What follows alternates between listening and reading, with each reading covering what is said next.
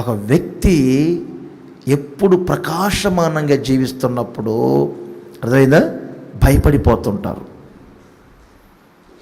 ఆమేన్ చెప్పండి గట్టిగా.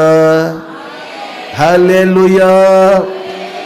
నాన్న మృగం మనంతా మాట్లాడటానికి అమ్మో నాకు భయం, అమ్మ మృగం, అమ్మో తాబేలు మొహం ఉంది, అమ్మో నేను మాట్లాడలేను, అది కాదు భయపడాల్సింది.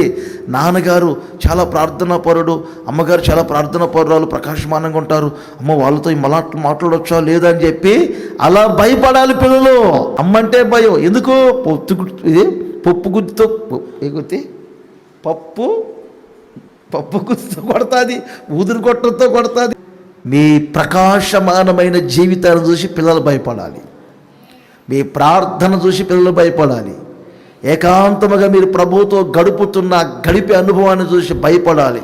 అమ్మ దేవుని మనిషి, నాన్న దేవుని మనిషి, అమ్మో నానంత ప్రార్థనా పరుడు, నాన్నతో ఈ మాట చెప్పాలి, ఈ మాట చెప్పాలంటే కొంచెం ఆలోచన అది